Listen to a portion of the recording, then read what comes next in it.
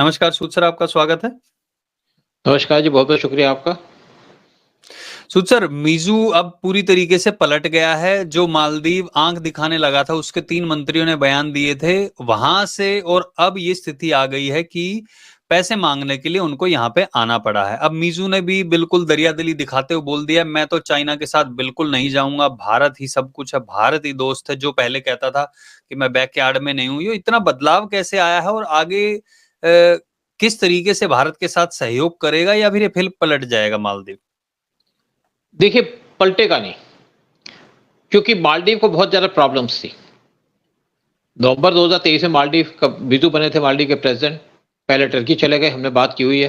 फिर state visit पे चले गए चाइना, 5 दिन की विज़िट थी, उनको रेड कार्पेट वेलकम दिया गया। फिर पीएम मोदी से जब इनकी मीटिंग हुई यूएई के अंदर, तो पीएम मोदी ने कहा, "आप हमारे नेबर हो, पड़ोसी हो हमारे।"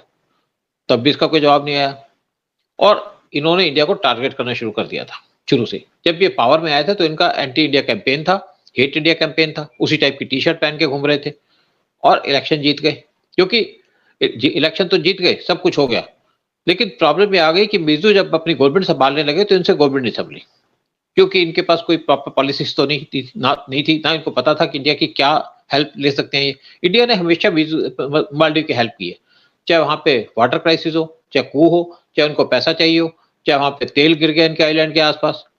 क्योंकि इंडिया को पता था कि छोटी-सी कंट्री है, लेकिन इम्पोर्टेंट है हमारे लिए और इंडिया किसी तरीके से ये नहीं चाहता था कि मालदीव के अंदर चाइना का इन्फ्लुएंस बढ़े या चाइना अपने पैर जमाए, इंडिया के लिए खतरा हो जाता। क्योंकि जैसे बात की हमारे मालदीव पे, हमारे बैकयार्ड पे, देखिए चाइना का एक पर्पज़ है इंडिया को एनसर्कल करने का, सी के अंदर अपनी बेस बना करके, जैसे उसने श्रीलंका के अंदर अपनी बेस बनाई, उनके हम्बनटोटा पोर्ट के ऊपर, जिस तरीके से उसने बांग्लादेश के अंदर चिटागोंग पोर्ट पे अपना बेस बनाने का काम शुरू किया था, उसका पोर्ट को डेवलप किया था और इसी तरीके से पाकिस्तान के गवादर पोर्ट पे।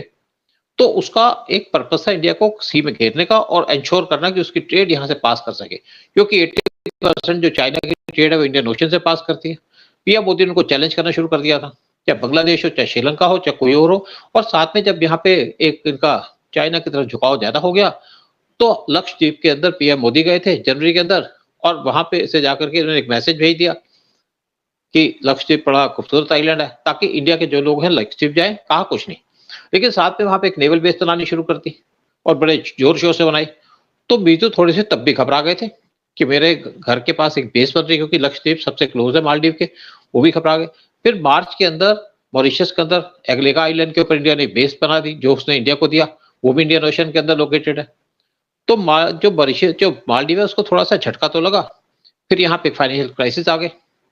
अब जब फाइनेंशियल क्राइसिस आए, तो इंडिया ने इनको 50 क्योंकि इनका सुकुक बॉन्ड था, जो इश्यू किया हुआ था, वो मैच्योर हो रहा था और पैसे थे नहीं इनके पास, तो इंडिया ने इनको $50 बिलियन दे दिए, तो इनकी सिचुएशन बच गई। तो ये थोड़ा-सा झटका भी खा गए, पहले तो इंडियन टूरिस्ट ने जाना बंद कर दिया था मालदीव के अंदर, 40% टूरिज्म कम हो गया था, उससे भी इनको झटका लगा। तो इनको लगा कि इंडिया एक अकेली कंट्री है जो मेरे को मदद कर सकती है, अदरवाइज़ सोच रहे थे कोई इस्लामिक कंट्री मुझे हेल्प करेगी, किसी ने इनकी हेल्प नहीं की। पाकिस्तान हेल्प करेगा, पाकिस्तान की हेल्प देने की गुंजाइश ही नहीं है। चाइना हेल्प करेगा, चाइना इनकी हेल्प तो करता, लेकिन चाइना कुछ चीज़ लेकर के देता है। जैसे आप देखो ना कि बड़े-बड़े जो आपके जो आपको इंटरेस्ट से पैसा देते हैं, वो आपसे सोने की चीज़ रखवाएँगे, फिर आपको पैसा देंगे। चाइना का भी ये पर्पज़ है। तो इंडिया ने बगैर पूछे इनको $50 मिलियन दे दिए और इनकी इज्जत बच गई। अब अक्टूबर के अंदर जो सेकंड इंस्टॉलमेंट है, सुकुक की, वो मैच्योर होनी है और इंडिया ने इनको पहले पैसे दे दिए।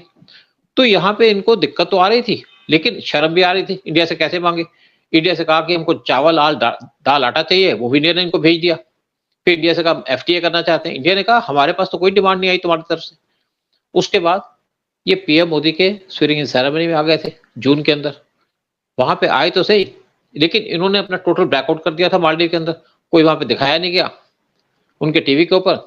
लेकिन जब देखा कि मेरी कंट्री बच नहीं सकती, मैं टोटल कोलैप्स हो रहा हूँ, तो इनके हुँ। मिनिस्टर्स ने कहा कि आना चाहते हैं इंडिया के अंदर, इससे पहले एस जयशंकर वहाँ गए थे, तो यही बात हुई थी। तो अल्टीमेटली इंडिया के अंदर आए स्टेट विजिट पे और 5 दिन की विजिट है। पीएम मोदी से मिले, आपने देखा होगा पीएम मोदी जो भी आदमी आता है, उससे जप्फी डाल के बात करते हैं, इनसे जप्फी नहीं डाली। बात की जैसे देखा। किसी पीएम से वाइस प्रेसिडेंट से बात करते हैं, बात की और इन्होंने कहा जी हमको इतने पैसे चाहिए, उन्होंने कहा जी ठीक है आप $400 मिलियन लो, आप इसको ट्रेड कर सकते हो हमारे साथ रुपए के अंदर या लोकल करेंसी में, हमें कोई दिक्कत नहीं है। मालदीव की जो ज़्यादा ट्रेड होती है इंडिया से होती है, मतलब यहाँ से जो खाने-पीने की चीज़ें उसकी ट्रेड है। साथ में कहा जी आपके पास हमारे पास $500 मिलियन हैं, जो हमने आपके लिए रखे हुए हैं। आपको जब हो पैसे विथड्रॉ कर सकते हो, अगर आपको ऑयल वगैरह की पेमेंट देनी है, तो वो भी इन्होंने कर दिया। फिर इन्होंने घुमा दिया ताजमहल, इनकी वाइफ को भी ताजमहल में बैठ करके बहुत ज़्यादा इन्होंने एप्रिशिएट किया कि भाई ताजमहल तो बहुत खूबसूरत है, उसकी बहुत ज़्यादा प्रेज़ की। और फिर जब मीडिया से बात कर रहे थे, तो मीडिया ने कहा कि आपकी कंट्री के अंदर क्या अब इंडिया का क्या रोल है? कहते हैं इंडिया हमारा नेबर है और हमारी पॉलिसी इंडिया फर्स्ट रहेगी। तो कहा जी पहले तो आप झुके हुए थे चाइना की तरफ। कहते हैं वो हुँ। देखिए गलती हो जाती है कई बार, हमें इंडिया की जो अच्छा, ऐसे पोज़ीशन है वो बोला समझ। गलती हो जाती है। हाँ, हाँ, तो जो हमारे पास इंडिया की पोज़ीशन है वो समझ में आ गई है, इंडिया फर्स्ट है, हम उस पे चलेंगे और ना हम किसी कंट्री को अपनी कंट्री के अंदर जगह देंगे इंडिया के खिलाफ काम करने की। यानी कि एक बात क्लियर कर दी उन्होंने कि चाइना की जो बेस बनाने की प्लान थी मालदीव के अंदर, उसको इंडिया ने डिफेक्ट कर दिया। देखो बहुत बार बात हो रही थी, तो मैं भी सोचता था इंडिया क्यों इतना सॉफ्ट है मालदीव की तरफ।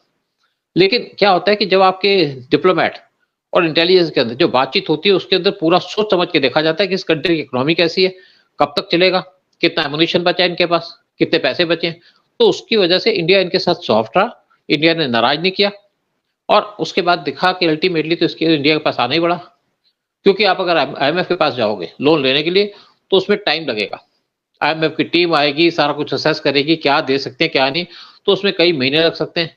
तो इंडिया ने तो इनको एकदम पैसे दे दिए। अब मालदीव के अंत की जो प्रेज़िडेंट है, वैसे भी डर गए कि लक्षद्वीप पे इंडिया ने बेस बना ली है, मॉरिशस में इंडिया ने बेस बना ली है और ओमान का जो पोर्ट है, वहाँ पे भी ओमान का जो डोकम पोर्ट है, वहाँ पे भी इंडिया की बेस है। तो इनको लगा कि मैं तो पूरा घेरा पर हूँ सब तरफ से और फिर इन्होंने देख लिया बांग्लादेश का हाल। बांग्लादेश के अंदर किस तरीके से शेख हसीना को पावर से हटाया गया। चाइना कुछ नहीं कर सका, कर तो हम भी नहीं सके, लेकिन ये अब कोई रिस्क नहीं लेना चाहते थे और आप देखो तो चूहे बन के घूम रहे हैं इस टाइम पे इंडिया के अंदर, जैसे बड़े शरीफ आदमी हो, नहीं तो धाड़ते फिरते थे इंडिया के खिलाफ। और हुँ, जिस तरीके से पीएम मोदी ने इनको कंट्रोल किया, एक हुँ। डिप्लोमेसी का एक बेस्ट एग्जांपल है कि किस तरीके से हमने डिप्लोमेटिकली मालदीव को चाइना के कब्जे में जाने से बचा लिया और अगर मालदीव के अंदर चाइना अपनी बेस बना लेता, तो हमारे बड़े खतरे की बात थी। हमें बहुत ज़्यादा तैयारी करनी पड़ती, बहुत ज़्यादा परेशानी होती है हमको और अल्टीमेटली इंडिया सेव हो गया। और वीज़ू का जो एटीट्यूड है वो चेंज हो गया और वीज़ू बहुत खुशी से अपनी कंट्री के अंदर वापस जाएँगे, बगैर परवाह के, बगैर किसी हुँ। इकोनॉमिक क्राइसिस से वो अपनी गवर्नमेंट को चला पाएँगे। उनको समझ आ गया कि इंडिया की क्या पोज़ीशन है, इंडिया की क्या इम्पोर्टेंस है और क्या एक इम्पोर्टेंस है पीएम मोदी की। राइट। तो कुल मिला के जो चाइना की गोद में जाके बैठे थे, आप ये कह रहे हैं कि अब वो वापस आ गए हैं और अब भारत के हित में काम करेंगे, जिस तरीके के उनके बयान आ रहे हैं। क्योंकि उन्होंने हाल देख लिया होगा पाकिस्तान का, पाकिस्तान ने भारत से कैसे पंगे लिए थे, अब बांग्लादेश उसी राह पे चल पड़ा है। तो अच्छी बात है मालदीव इस तरीके से सोच रहा है, तो अपने लोगों के लिए सोच रहा है, भलाई के लिए, जिसमें भारत का भी हित होगा। ऑफ कोर्स भारत तभी हेल्प करेगा। अभी बट एक बहुत-बहुत और बात हुई। हुँ, नहीं, एक और हुँ, बात है। अभी जैसे आया ना तो इंडिया ने क्या किया, एक इनका एयरपोर्ट है, इनके आइलैंड पे, जिसको इंडिया डेवलप कर रहा था। उसको पीएम मोदी और मीज़ू ने जॉइंटली इनॉग्रेट कर दिया और साथ में जो अपना रुपया है, उसको भी वहाँ पे लोकल करेंसी में वो कर दिया कि ताकि वहाँ पे रुपए का क्रेडिट भी हो सकता है और इंडियन टूरिस्ट वहाँ पे जाएँगे, तो रुपए पे अपना एक्सपेंडिचर कर पाएँगे। क्योंकि ये भी बात कर रहा था कि डॉलर का जो खर्चा है, उसको बचाना चाहिए, उससे दोनों कंट्री को फ़ायदा होता है।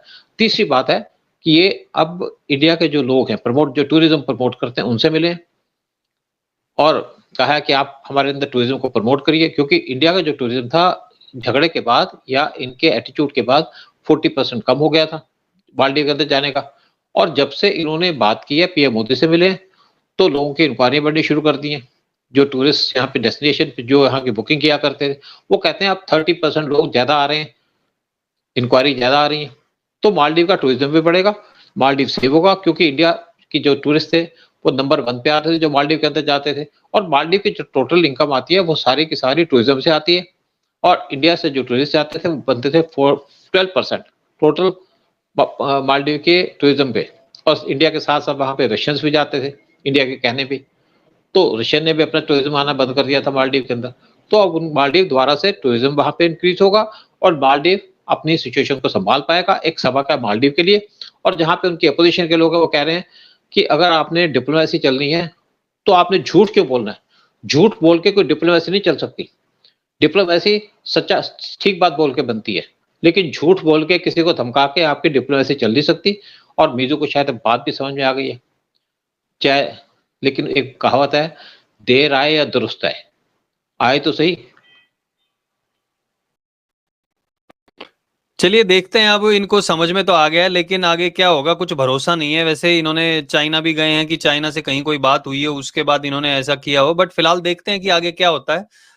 बहुत बहुत धन्यवाद सूद सर सारी जानकारी शेयर करने के लिए। सब लोगों से निवेदन है अपने कमेंट सेक्शन में अपने विचार जरूर रखें। जय हिंद, जय भारत। नमस्कार, जय हिंद।